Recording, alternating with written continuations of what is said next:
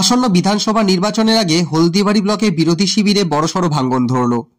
Forward block, BJP এবং CPIM দল ছেড়ে মোট 164টি পরিবার শাসক দল তৃণমূল কংগ্রেসে যোগদান করল। তৃণমূল নেতৃত্বের দাবি, মুখ্যমন্ত্রী মমতা বন্দ্যোপাধ্যায়ের জনমুখী উন্নয়নমূলক কাজে আস্থা রেখেই এই বিপুল সংখ্যক পরিবার শাসক দলের পতাকা হাতে তুলে নিয়েছে। শনিবার হলদিবাড়ি ব্লকের বক্সিগঞ্জ গ্রাম পঞ্চায়েতের ছোট হলদিবাড়ি এলাকায় একটি যোগদান কর্মসূচির আয়োজন করা হয়। এই যোগদান পর্বে সবচেয়ে বেশি ধাক্কা খেয়েছে সারা ভারত ফরওয়ার্ড ব্লক। এই দল ছেড়ে 109 নং বুথের পঞ্চায়েত সদস্যা মফিয়া খাতুন সহ মোট 150টি পরিবার তৃণমূলে যোগ দেয়।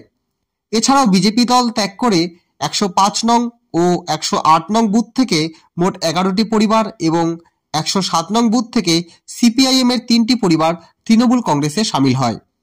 মেখলিগঞ্জের বিধায়ক পরেশচন্দ্র অধিকারীর হাত ধরে এই যোগদান পর্ব সম্পন্ন হয়।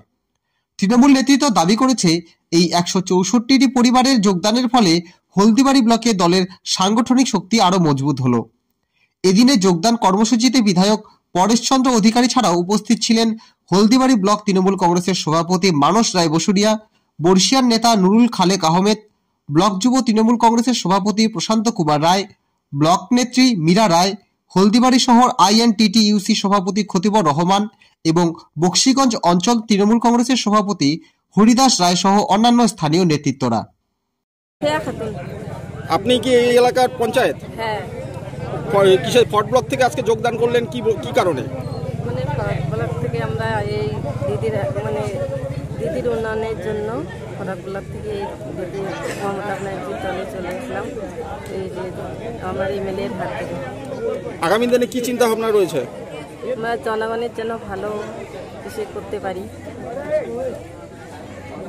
আজকে বক্সিগঞ্জের 109 নম্বর বুথ, 108 নম্বর বুথ এবং 107, 6, 5 এই বুথ থেকে প্রায় 200 মতন মানুষ তারা দলে যোগদান করলেন এবং তারা প্রত্যেকেই আজ পতাকা তুলে নিলেন এবং এখানকার যে পঞ্চায়েত তিনি ফরওয়ার্ড ব্লক দল থেকে আজ তৃণমূল দলে যোগদান করলেন এবং তার সঙ্গে বিজেপি দল এবং যারা ছিলেন তারাও যোগদান করলেন।